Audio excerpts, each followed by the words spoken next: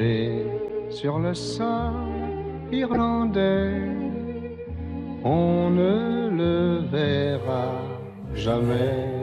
Le CLT grandit. Qu'est-ce que c'est que le CLT? Si vous êtes des fidèles de Télématin, vous savez que c'est le club des libraires de Télématin. Et Damien Thévenot fait des castings très souvent dans des écoles de jeunes filles en province. Et là, il a rencontré quelqu'un que vous avez sélectionné. Donc c'est la nouvelle, c'est la petite nouvelle. C'est de la petite nouvelle, William. Elle s'appelle Marie-Claire Pléros. Elle est jeune, elle est compétente et belle de surcroît, ce qui c'est pas un critère de sélection. Non, bien sûr. Mais quand elle est compétente et jeune, et en plus qu'elle est belle, on dit « welcome », venez dans le club des libraires, évidemment. Alors, elle exerce à Paris, dans le 12e rue du Faubourg Saint-Antoine, à quelques centaines de mètres de la Bastille. 3 livres ce matin, 3 romans d'atmosphère. Alors, je qualifie d'atmosphère parce qu'il y a vraiment une description incroyable. Ce sont pratiquement des films, tellement on est, par exemple, dans la France des années 50, tellement on est dans la Bulgarie des années 80 à travers les 2 livres qu'elle va vous présenter. Mais commençons par celui-ci. On entendait un oranger sur le sol irlandais par Bourvil.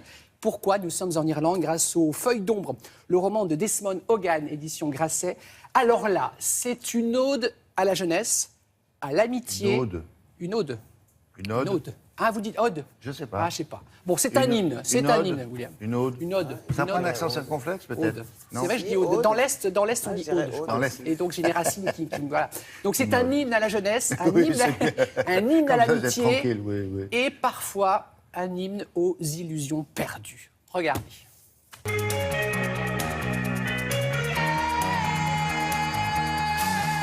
Nous sommes en Irlande dans les années 80.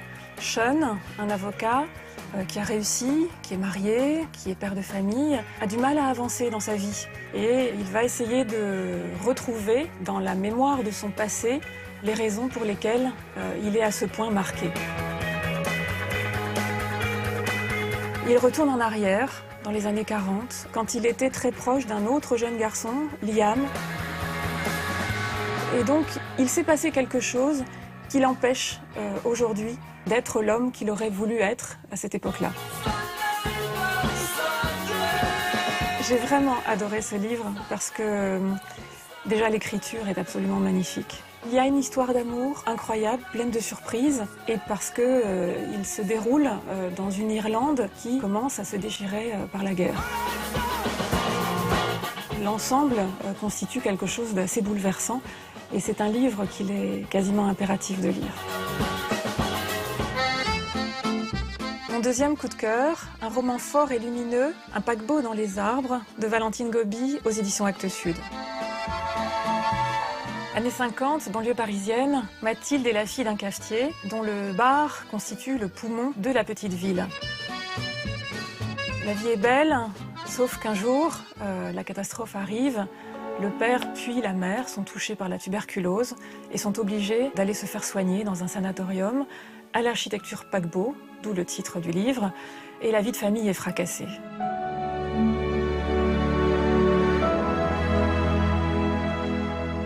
On est à une époque où le vaccin n'existe pas, où on a très peur de cette maladie, et il y a nécessairement une mise en quarantaine. Cette exclusion sera très difficile à vivre pour la jeune Mathilde, qui va devoir endosser finalement le rôle de ses parents pour aider la famille à s'en sortir. Vous pourriez vous dire que cette histoire tragique est difficile à lire, que c'est triste.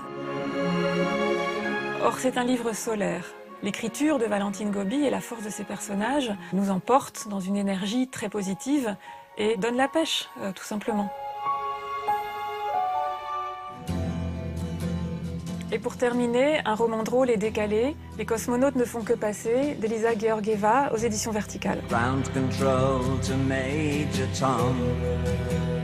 Ce livre, c'est l'histoire d'un pays, la Bulgarie, vu à travers les yeux d'un enfant au moment de la chute du mur de Berlin.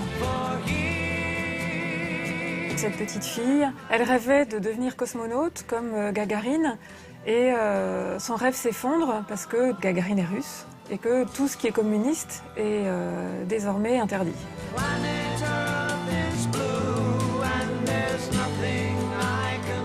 Donc cette petite fille tente de comprendre les bouleversements de ce monde. Par exemple, quand un fast-food américain s'installe et que personne n'y a accès. Elle ne comprend pas pourquoi on n'a pas l'argent pour pouvoir y aller. Et donc tout est comme ça, dans la naïveté, dans cette manière de regarder l'histoire de son pays complètement décalée. C'est ce qui crée les situations cocasses et drôles, finalement, de ce livre.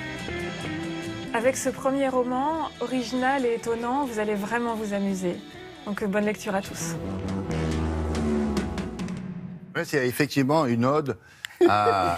Et c'est bien une ode de bon matin à l'aube. Une Oui, ode. à l'aube, Voilà. la rose, la rose, Mignonne, allons voir si la rose est éclose. oui, Voilà. et C'est bien, une c'est ode. une ode. D'accord? William, on la Très garde, bien. hein, Marie-Claire. Eh bien, Formidable. très bien, pour Super Marie-Claire, libraire, évidemment, parfait. vous retrouvez toutes les coordonnées des livres sur notre site internet, bien sûr. Merci, jeune homme, madame, à plus tard.